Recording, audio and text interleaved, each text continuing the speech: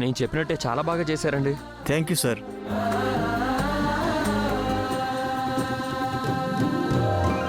ఇదిగోండి బిల్లు. ఇదిగోండి. ఓకే. సరే అండి. ఈ గాజులిచ్చి అహల్య గారిని సర్ప్రైజ్ చేయాలి. సీమంతంలో నా చేతులతో వీటిని అహల్యకి తొడగాలి.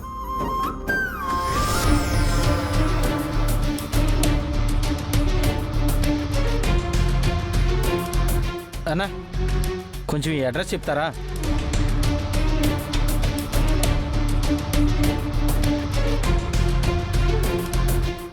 రేయ్, రేయ్, రేయ్. పోనేరా, పోనే.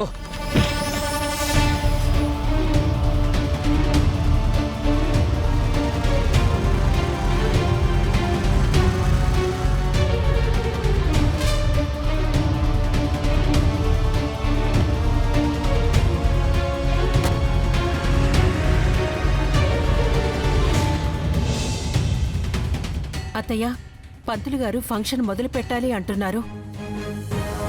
ఆలస్యమైంది సుభద్ర. ఈ అమ్మాయి రెడీగానే ఉంది కదా. పదమ్మా.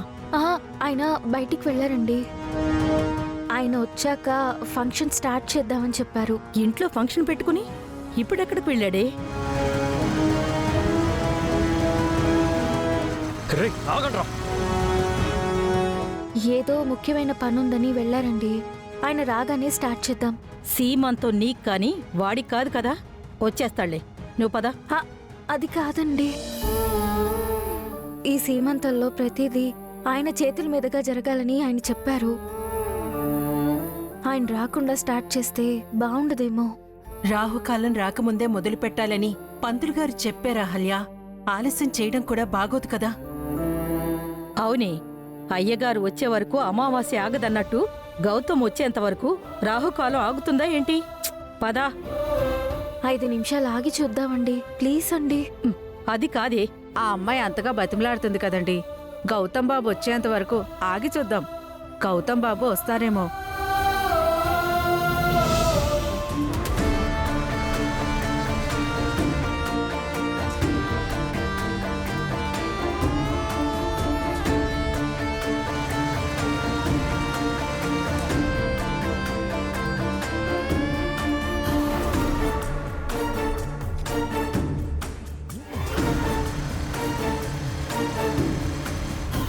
రేయ్, ఆగండి.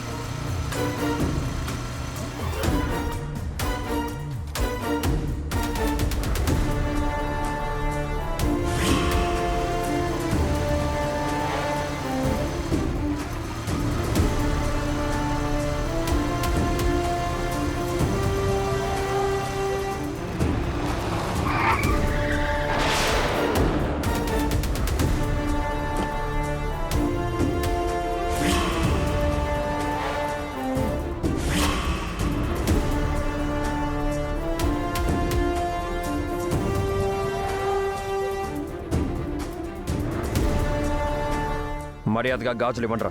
ఇవ్వకపోతే ఏం చేస్తావు? మిమ్మల్ని చంపి మరీ వాటిని తీసుకెళ్తాను. అబ్బా, అంత పోటుగాడివా? రారా, తీసుకోరా.